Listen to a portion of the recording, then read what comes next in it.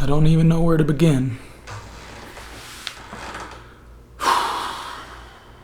So I just got told that I am going to stay out of the US for a year. That I would have to come back November 16 of 2024. But that means there's a lot of factors that are playing out here. I've invested almost 30 years of my life in the US. I've lived my whole life in the US. I've followed all the American dream, quote unquote. I don't even know how to say this, but I'm having to stay here for a year. Hello? Yeah. I needed some time to recalibrate and truly find some rest. I need to jump straight into what's going on, but as you can read the title, first and foremost, I know it's been a while, but I do believe that something great, excuse my voice. Some of y'all follow us on Instagram. You guys were aware that I had to travel out of the US. A little bit of context. I was brought into the US when I was 11 months. I'll jump in more later on. More context. I definitely do want to have Brithzy on here as well, but right now we've been separated.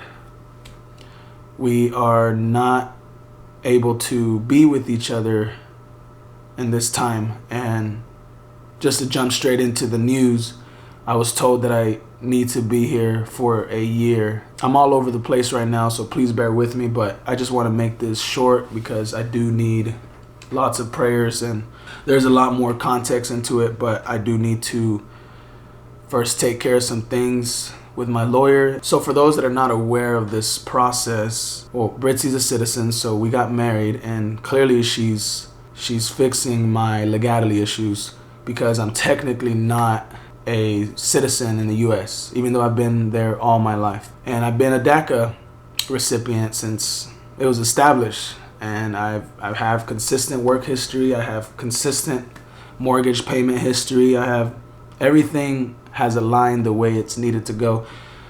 But when you go through a process like this, any little thing can affect their decision of saying, yeah, you're not going to go, or yeah, you got to stay longer, or whatever the case may be. So yeah, I had to come to Ciudad Juarez, and I had to figure out somewhere to stay. I have no family here.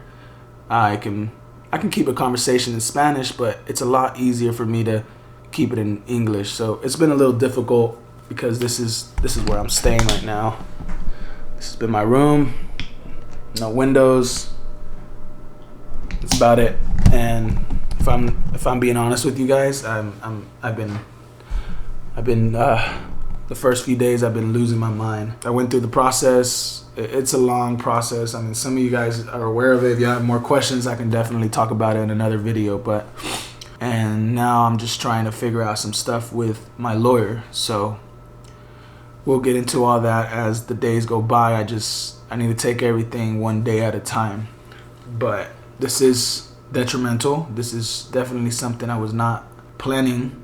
Yeah, it's definitely also very hard for Brithzy. So we're trying to stay strong, but I wanted to put this out there and just keep you on the loop. I really don't know what tomorrow brings, but surprisingly, I don't know why, but for some odd reason, I know myself. So when I got the news, surprisingly, I felt the peace of God. I don't know what it was, but when it doesn't go your way, you have to still give him thanks, because it's so easy to say thank you, Lord, for what you do when he does give it to you or the way that you want it. And I'm truly not, I was not expecting this.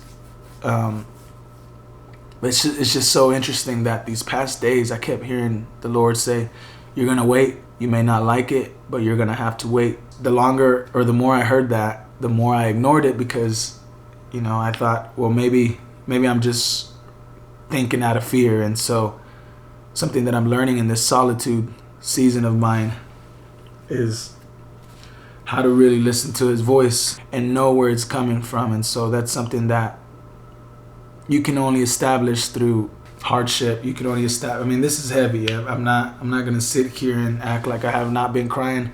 I have. It's a lot in my mind right now. I'm thinking about a lot of things. but I need to take everything one step at a time. Yeah, that's kind of where I'm at right now. So I'm stuck in Mexico for a year. Thankfully, Brithzy is a citizen, so she could travel out, but we do have a lot of responsibilities as well into our community, and so we're trying to figure this out. But if you guys can please keep us in your prayers, we'll keep y'all updated, and we'll kind of touch base on what next week brings. But this is where we're at right now. These are the moments where God can really use, and he'll put you in situations where someone's calling me. He'll put you in situations where it really brings you to your knees, and that's okay.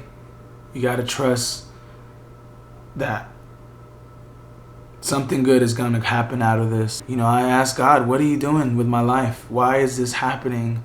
Why does it turn out like this?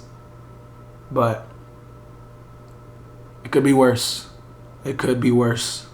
But a year definitely is a long time. But it's also, when you've gone through life, obstacles that have really traumatized you. When we went through Abel's situation, after that, everything just seems so, nothing else matters when you lose a life like that. And so, yes, it's heavy, but it's not as heavy as what we've been through. But I still have some questions, and I know God will reveal that to me. You guys have a good week. I love y'all, and we'll definitely keep y'all updated.